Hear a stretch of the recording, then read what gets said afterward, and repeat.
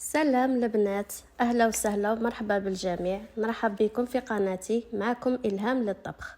وما تنساوش تشتركوا وتفعلوا الجرس وتعليقاتكم الجميله. حلوة تاع اليوم هي كاطو ساك اقتصادي بالزبيب، قمه في الذوق والمنظر كما راكم تلاحظوا. ندخلوا مباشره في الوصفه. معنا المكونات: 2 حبات تاع البيض، وكاس قل ربع سكر عادي، كاس قل ربع سكر نورمال، ومغرف صغيره تاع لاليفور عفوا لافاني. ونخلطوا المكونات بالفوي حتى يتجانسوا. نخلطوا مليح. المرحله الاولى البيض يبغي شويه يتجانس مليح حتى يبيض. ونضيفوا المكون الثالث اللي هو نصف، ماشي نصف كاع، شويه تحت النصف، دهان دايب، يكون دايب ودافي. ونزيدوا نعمروا الكاس كما كتلاحظي معايا بالزيت حتى نمشي حتى للفوق، حتى تخلي داك الربع الفوقاني. ونواصلوا الخلط غير بالفوي. خلطي تاني الدهان مليح، الدهان والزيت باش يتجانس مع البيض.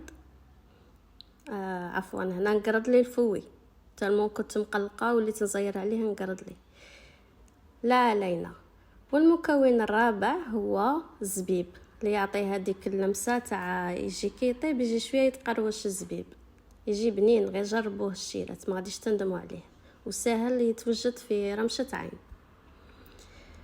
ونلمو بالفرينه. الفرينه تدينا حوالي، جيبي العبار عبري في الاولى 300 غرام، وديري ساشي تاع لاليفور تاع 10 غرامات، خلطوه.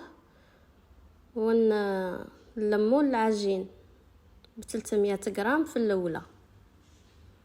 هي كل شيء حوالي، كاين اللي تدي لها 500، كاين اللي تدي لها 600، كيما انا دات لي 550 باش تلمت على حساب الفرينه. ونزيدو الدفعه الزوجه اللي هي 250، ما توصليهاش كاع 300، خليها غير 250. وكي تنتلم لك بالخف، انا جاتني سواسوا هذاك المقادير. نكوروهم كويرات كما كتلاحظي معايا، ونعاودو نطبزوها شويه هكا باليد تاعنا، ونغمسوها في السكر عادي. ونقطعو، جيبي مول اللي يقطع ولا فنجال ولا كاس تاع لاتاي كما انا درت،